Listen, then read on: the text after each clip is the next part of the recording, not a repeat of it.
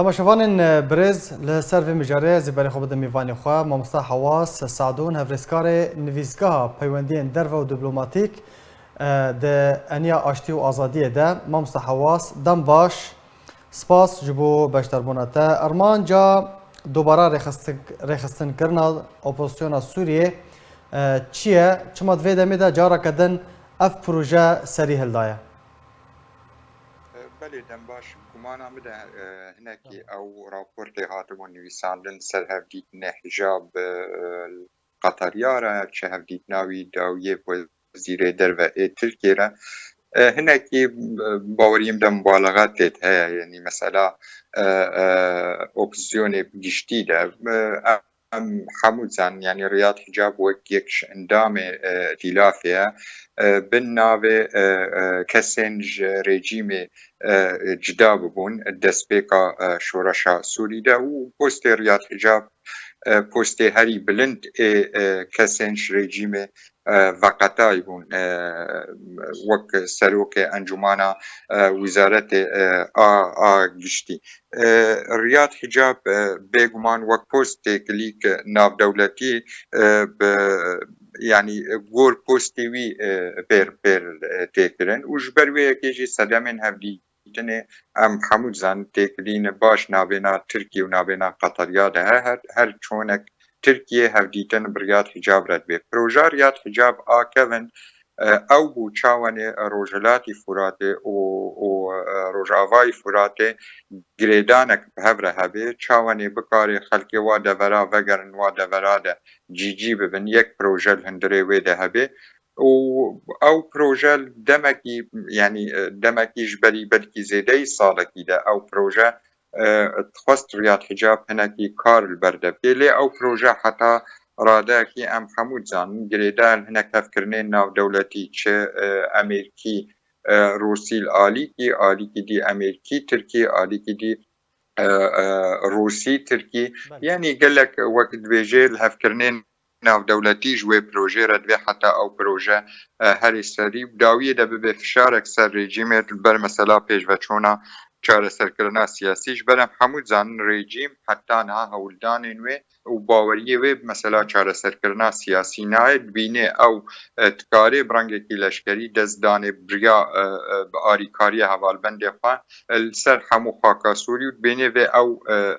desthilat dibe li ser hemû xaka Sûriyê. Ew tenê baweriya wê li hinek musalahatên şiklî ê wek nimûna li derha li Xemsê li Ghûta ji xeynî zêdeyî ciyekî ê çêbû baweriya wê bi wî rengî tenê tê. Lê yani tiştê tê de hatîn jî dîsanê baweriyê min de hinekî negelkî ciyê xwe de wa raportên ragihandinê de mesela dûrxistina hinek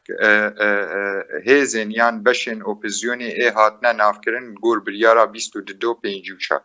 Yani îro biryara 22 pêncî û çar zelal e hinek hêzan nav dikin ciyê xwe li hundirê desteya danûstandinê de dibînin. Desteya danûstandinê ev zêdeyî 2 sala wek dibêje karê wê neaktîv e nekokîk li hundirê desteya danûstandinê heye hewildan heye ew desteya danûstandinê vegerê werê aktivkirin karê xwe rê vedibe lê hekûhat û ew mesela çareser bê çareserkirina wê wê bi derbasbûna hinek hêzên dî ne dûrxistina hinek hêzên esas li hundirê wê de yani îro nema hêzekî dî zêdeyî wek yani muhassak işkere wek hûn jî dizanin navbêna wa beşên cida cida ev proje bi tenê ragihandin li ser ragihandinê hatiye belavkirin tiştekî li ser erdê rastî de tune ye. Ne baweriyê min de belkî yek tişt ya belkî hewildan yan şixolek jê re têkirin belkî xwestinek heye daxwazek heye nerînek heye belkî Riyad Hicab li hundirê beşek ji yani opozîsyonê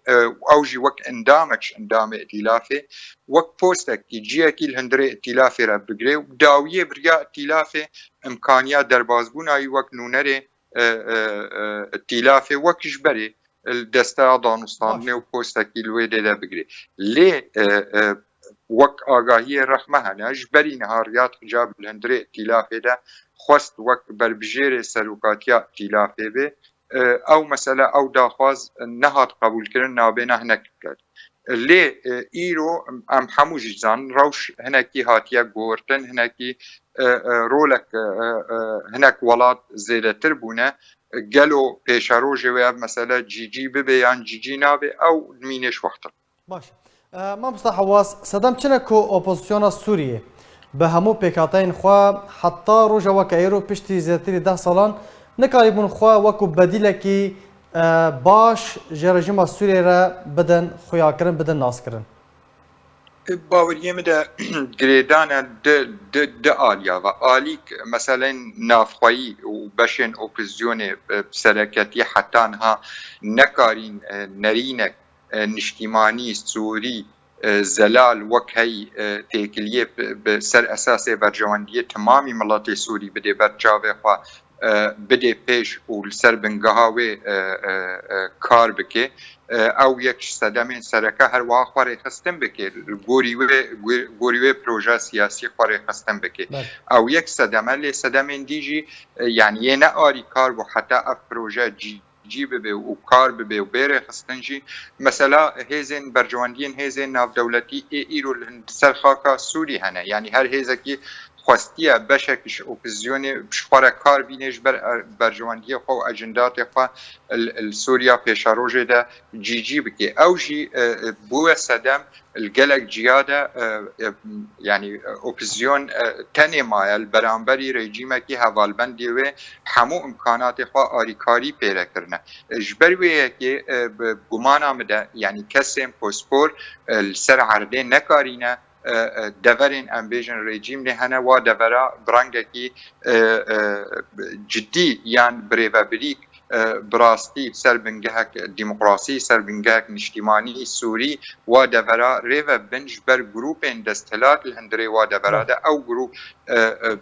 قاسی او جهتا يعني آن او ولاتي پشگرتنا وات که آریکاریا وات که وا چکت که وا راتبت که بریارا وا ولاتا سر زخمترش بریارا اپوزیونا سیاسی جبروی یکیجی او جی ضعیف بونه کی ده و کسین اکادمی و پسپورجی جیه خوا نگرتن لهندره الدوره ده ام هک نها بیجن دوره کی اپوزیون ویره ود بید وی دوره ده تدبینه حتی هزاران کسین رژیم جدا ببونج دباطا شعال لشکره اواجی خو نگرتن لندری السر عرده و دوره ریبله هر وها مسائل اکادمی ده یعنی چل مسئله ریوبریا دوره الواری سویلی ده مخابن يعني او جروبين چکدار او ای دستلاتا فعلی لندری و دورادنه و نو جروبين هاتنه يعني کاری خواه برنگه که اکادمی فێری وا کارە بووە تەنێ دەرفەتە کاتیە چەک دەستی خوا دەگرتیە و ئەو چەک بووە دەستهلات لێ دەبەرێتە داویە دەبەرە چەک دەستهلاتی ڕێڤەهەرێ نکارێ نمونەکی باشترش باش بدێ یعنی وێ هەنێکی تەسیرە نمونە سووری و ڕێجیما سووری ئا دەهێ ساڵە برەنگێکی ئەمنی سووری تەڤایی ڕێڤەبر و بچەکەی ڕێڤەبر ئەو ژی وێ نەگەتی جدا بێش گەلک سپاس ji bo mamosta Hewas Sadûn hevrizkarê nivîzgeha peywendiyên derve û diplomasî di eniya aştî û azadiyê de gelek spas ji bo beşdarbûna te.